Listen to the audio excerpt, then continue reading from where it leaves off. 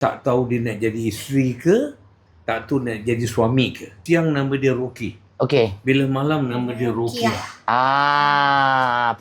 Selamat ada Kak Amboy Susan Mariam.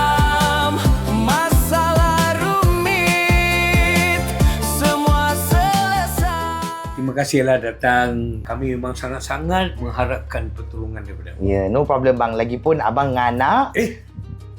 awak ni pertama kali datang jumpa saya nak mengguris hati saya. Tak bang, pasal abang cakap anak kan ada isteri-isteri kat dapur ke?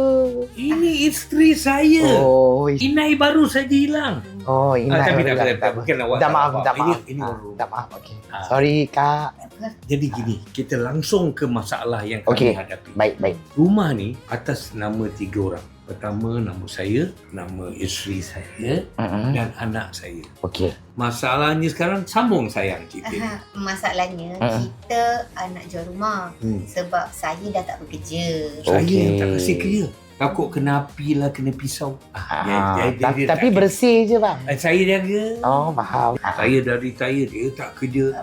Betul. Jadi sekarang anak pula ada dekat Kalau senang saya cakap dekat istana di Changi. Oh, baru faham. Jadi persoalannya Ah, kita dah tak mampu nak bayar. okey. Kita gunakan CPF anak. Okey. Jadi sekarang adalah tertunggak dalam berapa? Dalam 40,000. Oh, 40,000 banyak tu. Jadi kita fikir kalau kita nak jual, Mm-mm. sekarang macam mana kita nak uruskan sebab ada 3 nama. Masalah yang pertama, dia masuk berapa lama tu? Lebih kurang saya ingat lagi 6 tahun. 6 tahun. Okey, hutang dah 40 lebih ribu. Kita boleh jual rumah lah. Tak ada masalah. Jual rumah nak kena jumpa dia dulu. You all ada kad prison kan? Ada? So lepas tu kita buat appointment, kita bertiga jumpa dia dulu. Televisit dulu. Oh. Televisit dalam setengah jam. At least kita boleh berbual, tengok dia setuju ke tak setuju untuk menjual rumah ni. Okey, seandainya dia setuju, bila kita nak beli rumah tu, Mm-mm. baru boleh ke kita beli rumah lepas tu kita letak nama dia? Boleh, tak ada masalah. Tapi kenapa nak letak nama dia? Pasal apa? Dia single kan? Tak kahwin? Dia masalah pasal kahwin ni Mm-mm. dah sebersalah. Tak tahu dia nak jadi isteri ke, tak tahu nak jadi suami ke. Nak jadi isteri ke suami? Jadi awak fahamlah maksud saya ni. Kurang faham bang, maaf. Dia macam dua alam. Gitulah orang ni. Dua alam. Dua alam. Bukan putar alam Bukan Tidak, Bukan. tidak. So it means dia dua alam. Dia nak jadi isteri pun boleh, nak jadi suami. Tapi dia nak kahwin tak? Itu memang tak Tak pasti mungkin. Tak lagi. mungkin. Jadi Tak mungkin Pasal dia siang nama dia Rocky. Okey. Bila malam nama dia Rocky. Faham. Okey, sekarang kita kena jumpa dia dulu. Kita buat televisit dulu. Lepas tu kalau dia setuju untuk jual, setuju untuk beli, kita buatkan power attorney, POA. Itu nak kena bayar lah. Nak kena bayar peguam lah. Peguam akan masuk, bagi dia sign untuk menjual dan membeli rumah.